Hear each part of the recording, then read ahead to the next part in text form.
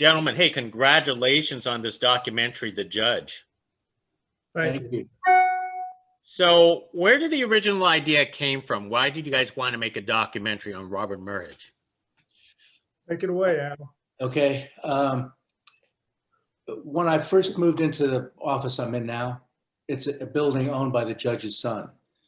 So someone asked me, why was the judge famous? So I told them what I knew, and then I did some research and just found that the judge was in the middle of all kinds of really high profile cases.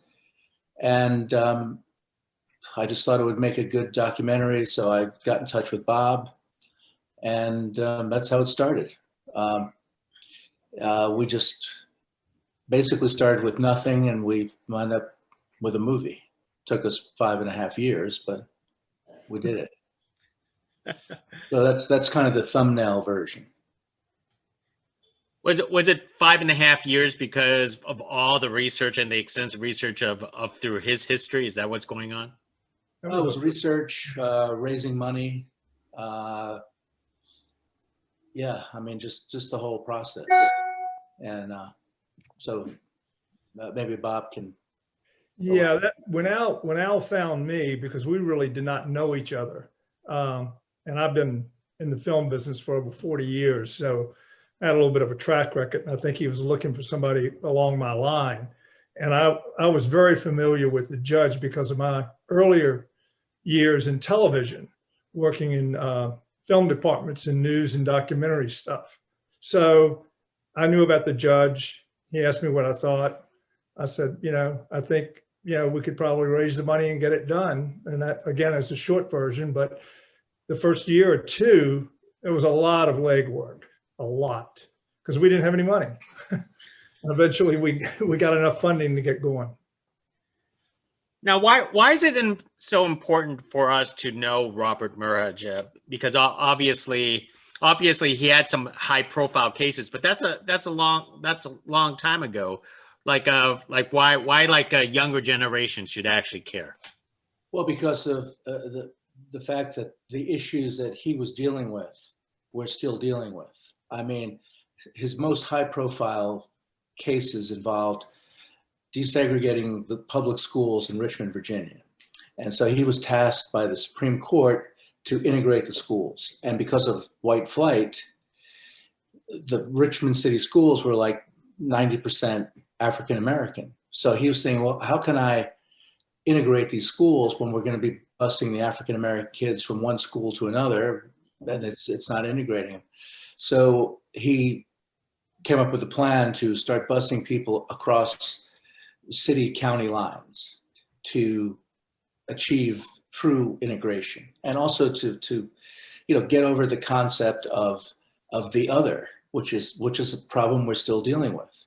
That once people get together, you realize that people are people, and superficial differences like skin color are not as important as like who the people are. So that was his idea, and that it was a Virginia problem, a regional problem, not just a Richmond problem.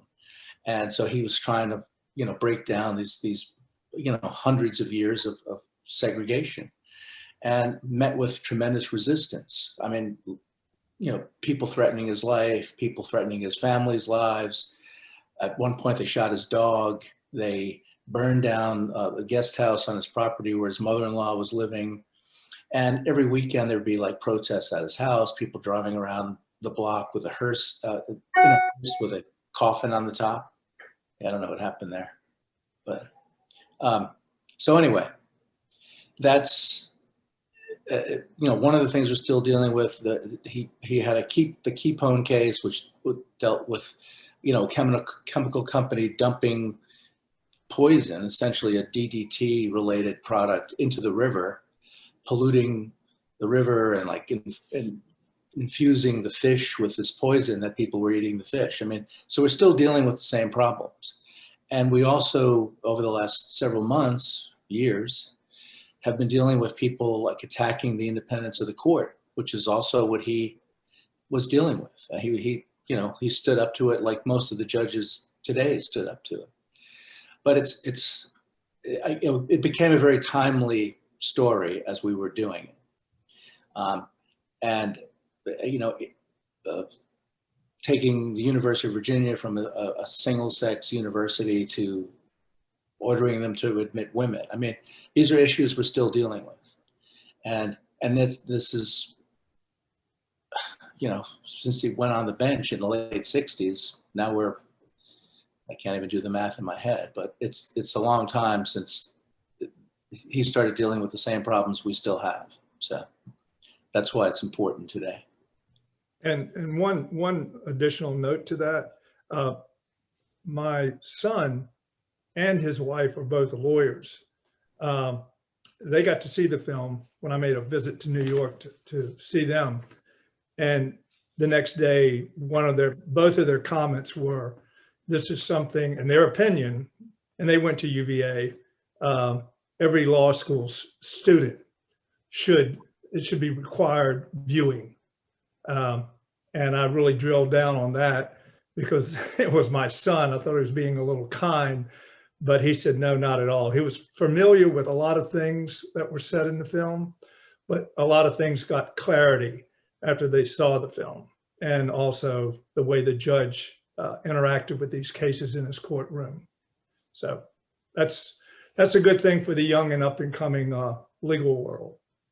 Well, we've also heard responses from lawyers and judges along the same line, that this is a film they need to see. But at this point, I think it's a film that most Americans could benefit from, because it's dealing with the Constitution, it's dealing with, civics. What's your responsibility as a citizen? You should know what's in the Constitution.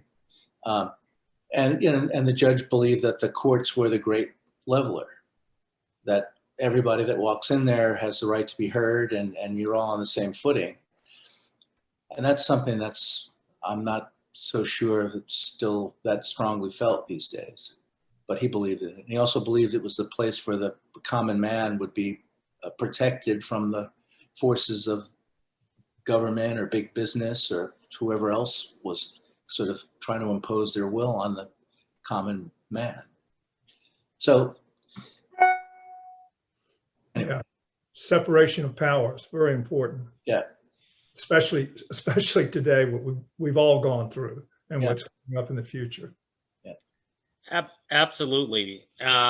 Because I'm sitting here on the West Coast, so our court systems over here, I guess the term that they like to use is activist judges, and I feel like after watching this documentary, it's contrary to a lot of the conservative judges that we are actually having in these past years. Could you talk about trying to basically, show a story about Judge Robert in sort of like I feel like it's almost like watching like a Earl Warren or something like that, in its own way. Well, yeah, I mean, he was he was a very compelling, charismatic presence in the court, and he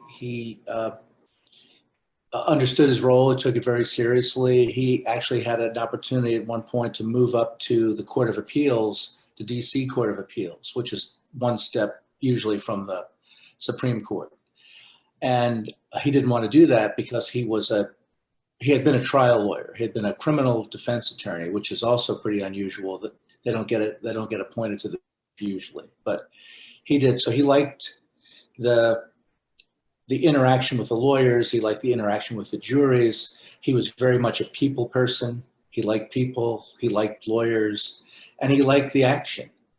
And so he would take tough cases. He would take cases that other judges didn't want to hear because he liked it. And he also thought that the courts were very important. For example, and this is not something we dealt with in the film because there was just so much material that we had on him that we just couldn't get it all in the movie. But he would hear prisoners' cases. They would petition the court, and he would have the prisoners brought to the court and listen to their case. So the state prison in Richmond, the guards and the warden were complaining about having to transport the prisoners to the court. They had a lot of its security. So, and they really complained about it. So finally the judge said, okay, we're going to come to you. So he went to the prison and held court in the prison so that they didn't have the transportation problem. And another story, I try not to make this too long, but a prisoner was appearing in front of him representing another prisoner who didn't have an attorney. And the issue was, should the state of Virginia provide death row inmates with attorneys? And at the time they didn't have to. So they were petitioning the court to have a lawyer represent this guy who couldn't read or write and had been sent a letter saying, well, we're going to execute you in 2 weeks unless you exercise your right to habeas corpus. And the guy can't read. And they knew he couldn't read. They just sent him a letter because he didn't have a lawyer. So anyway, another prisoner is representing the judge. And now they're going back into the chambers. So they got the prisoners, shackled. And a guard goes in with him. And the judge says to the guard, he goes, okay, take the shackles off and wait out in the hallway. And the guard says, well, I can't do that. And the judge said, okay, take the shackles off and wait out in the hallway. So again, the guard refuses. So the judge says, okay, here's what we're going to do. We're going to take the shackles off and you're going to wait out in the hallway. So finally, the guard got the message, took the shackles off and went out in the hallway. And so he was a, stand-up guy. And he believed everybody had the right to a fair hearing, even a prisoner, even a death row inmate. And eventually the law was changed and the state had to provide attorneys for death row inmates if they couldn't afford one for themselves. So he was he believed that the Constitution does not stop at the prison doors, that this is a nation of laws. And again, that's one of the reasons why we thought it was an important film to make. And as the process went on, it became more and more important because of what was happening in the country. So I hope I was answering your question there. It did. Bob, how did you want to approach this film to structure the story? Well, because it had been many years since he was on the bench, there was a lot of archival material that needed to be found, of course, doing a documentary. And fortunately, we were able to pretty much get an open door to the University of Richmond. A lot of it started right there. Richmond being his home base gave us a lot of opportunity. The local PBS station actually provided a little bit of footage that they had done earlier. And I think the structure, for me, documentaries are so organic in nature. You kind of get started empty-handed, except for a basic idea, this person is worthy of a story being told. And for me, I just really, on this particular film, I just went forward with that basis. And the more I got into it, because I'm rolling back 30 years in my brain, as well as what's in front of Al and I, it just got clearer and clearer, the depth, the richness of this man's life as a judge and a lawyer and a father, a human being. So there were times, I'm sure you've seen this. Do you make films yourself? No, I don't. I just do interviews like this. Okay. Well, you get into all of this material, and let's say you have a first cut. Well, 4 months later, someone interrupts that cut because you just found another nugget. And that's when Al was saying earlier, there was so much material. And then you get into that mindset. You don't want to screw up what you've done or what you're doing. What's important here, what's got to be cut, what can stay. And that's the organic process. So it sort of, for me, it pulls me along in the edit room. We fortunate to have a very senior editor working on this, as well as the crew, small crew, but everyone been in the business for years. And we kept the same people the entire 5 years. So I like to start from day one with the material and stay fresh as I can in my head. Mhm. So I'm doing selects literally all the way down the line as we go. So we had a pretty big bin of footage. And, I hope that answered your question, because it is a very organic process. It is, because I do know documentaries take a very long time to actually compile. But, like part of my job is to tell your stories by doing these type of interviews. But I'm also curious is how did you get your interview subjects, and were they hard to convince to participate in this documentary? Al? Well, not really. Most of them were happy to do it because they remembered the judge and they wanted to talk about the judge and tell their story about their interactions with the judge. And we were able to get interviews with, senators and other judges because they remembered him. And they thought it was an important story to tell. So for the most part, it was not that hard once we had sort of gotten a couple of interviews sort of like under our belts. And the first interview we did was with Ann Holton, who, interestingly enough, her father had been governor and then her husband was governor. And so she was the only person ever to live in the governor's mansion as a child and as an adult. So, and she had clerked for the judge. So she was the first, and then it was not that hard. It wasn't easy, but it would have been a lot harder if we weren't making a film about the judge. And I think also what Al's saying, it feeds on itself. People want to know, one of the first questions you get from the next person is, well, who have you already interviewed? Who's involved? So there's a little bit of comfort that comes along with them knowing that other people have already signed on. So that's a big help. Yeah, it was a big help. And other people, some of the people we had interviewed would also suggest other people that we should interview. And some things we just had some luck with. We were trying to find someone who had been affected by busing. In other words, they had a child that was going to be bused, and they had objected to that. And it turned out that one guy heard about the film and got in touch with us. And the other one was, at the time, my landlady, who I asked if she would want to be in the film, and she said yes. And so they were busing opponents, and most of those people wouldn't talk to us. But we were fortunate to get a couple of people who would go on camera and talk about why they were anti-busing, which is important to the story because you have to, as much as you can, tell both sides. Because the judge knew that there would be issues about busing because we're putting little kids on a bus and busing them for an hour somewhere. So, but I think it was just mostly because the people wanted to tell their story about the judge. And then I'll add a little dinner time conversation to that.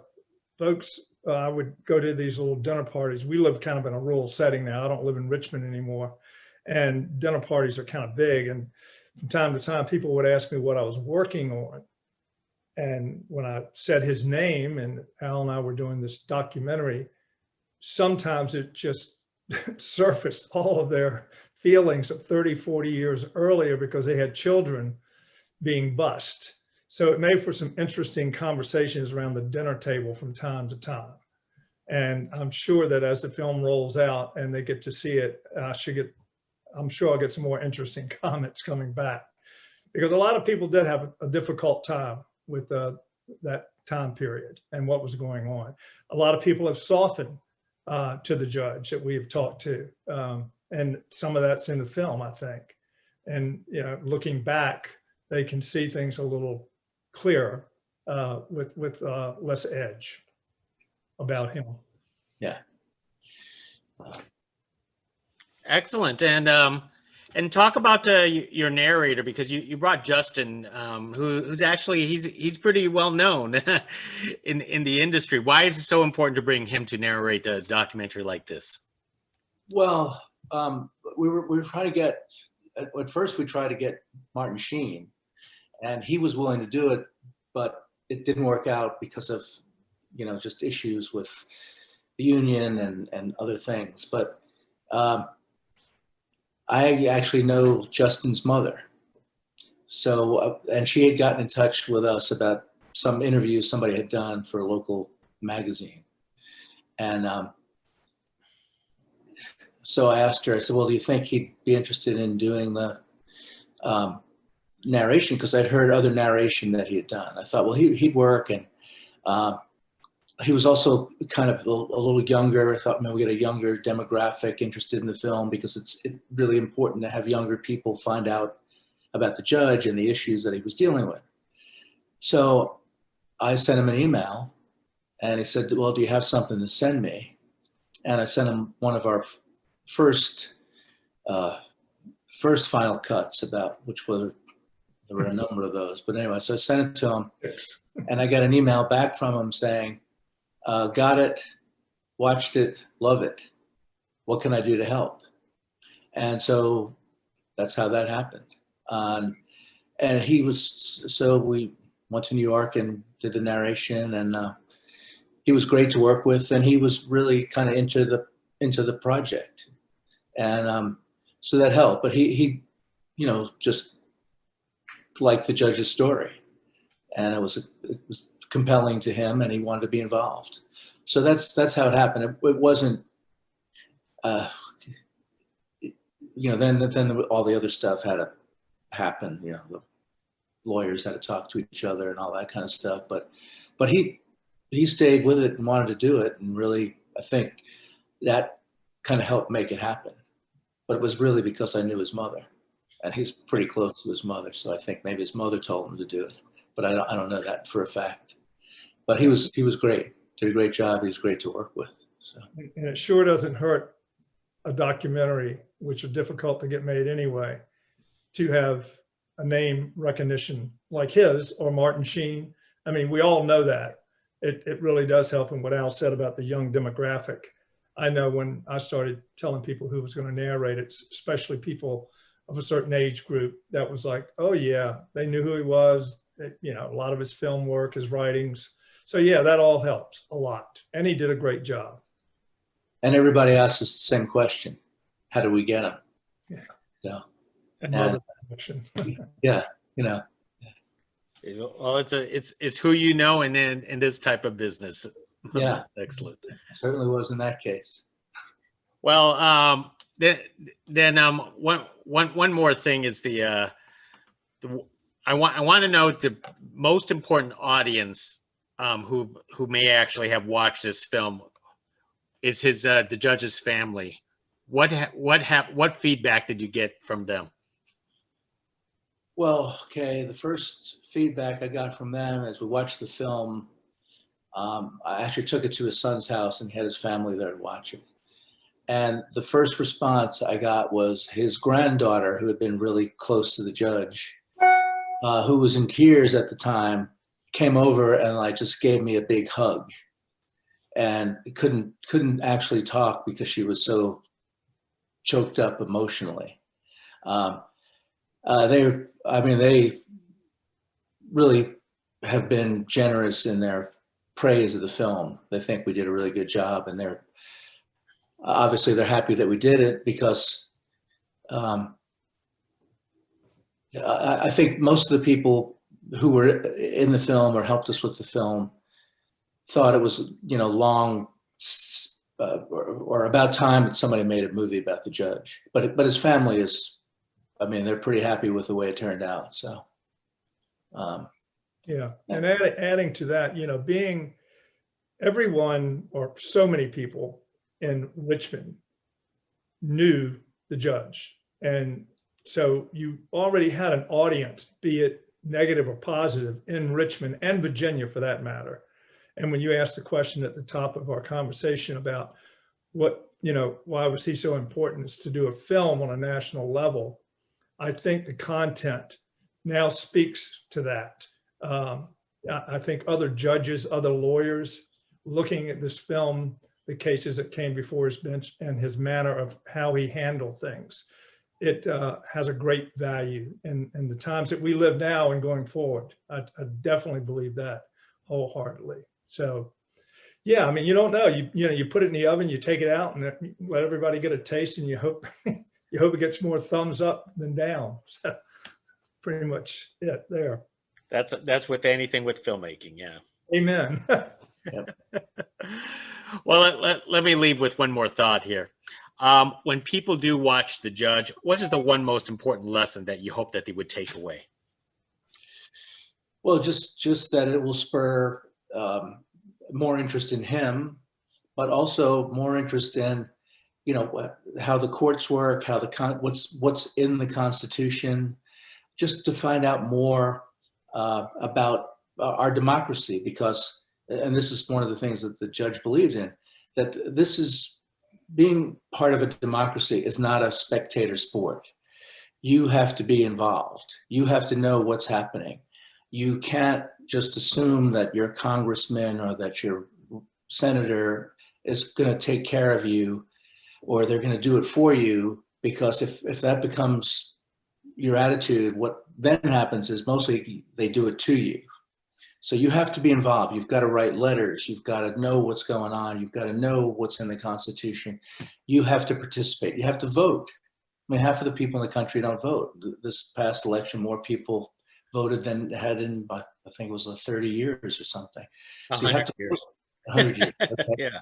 So you have to be involved. This is, again, it's a participatory system. You've got to be involved. And I think, for me anyway, that's the most important thing, that this is, and people will find out about the judge and find out about how the court works.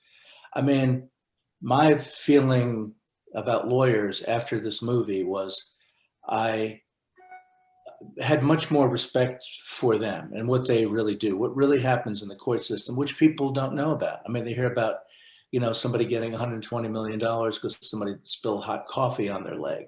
Well, that's not mostly what happens. Mostly it's, people representing, the underdog and fighting for different things. And they, for the most part, really believe in the Constitution, and they really believe that this is a nation of laws, which we saw over the last couple of months, how many judges really kind of stepped up and just said, well, no, this is, just because you think this doesn't mean that's what happened. You have to be able to prove it. You have to give me some evidence for this.